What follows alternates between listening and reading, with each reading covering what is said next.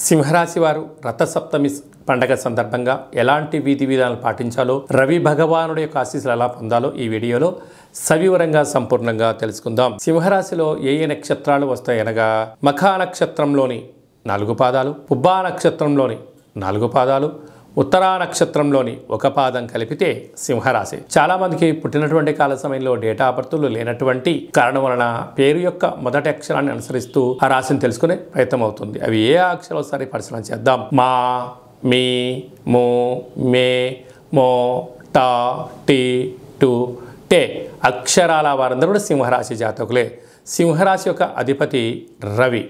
ఆ రవి మాఘమాస శుద్ధ సప్తమి సందర్భంగా మనకు రథసప్తమి అని చెప్తారు. కనుక తప్పకుండా ఆ రోజు సూర్యభగవానునికి నమస్కారం చేయడం, ఎర్రటి పుష్పాలతో అర్చన చేయడం, ఎర్రటి గులాబీలతో కార్యక్రమం చేయడం, సూర్య నమస్కారాలు, సూర్యారాధన, ముద్రలు, ఆ అరుణపారాయణం చేయడం వలన మీకు అద్భుతమైన ఆయురారోగ్యాలు, ప్రశాంతత, మనశ్శాంతి కలుగుతుందని చెప్పి గమనించాలి. ధనస్థానంలో కేతు సంచార స్థితి ఉండడం వలన ధన విషయంలో, సమయ విషయంలో, మాట్లాడే విషయంలో ఇది అంత సరైన సమయం కాదు. మౌనం, ధ్యానం, ప్రశాంతత, ఆచితూచి మాట్లాడడం ఒక నియమంగా ఏర్పాటు చేసుకోండి.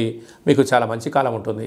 6వ స్థానంలో కుజుడు, బుధుడు, శుక్ర సంచార స్థితి ఉండడం వల్ల నూతనమైన వాహనాలు, బంగారు ఆభరణాలు, వస్త్రాలు, విలాసవంతమైన వస్తువులు, ఆధ్యాత్మిక తీర్థయాత్ర ప్రయాణాలు, కొత్త ఫ్యాక్టరీలు, కర్మాగారాలు, కొనుగోలు, క్రయ విక్రయాలు మీకు యోగదాయకం అని చెప్పి గమనించాలి.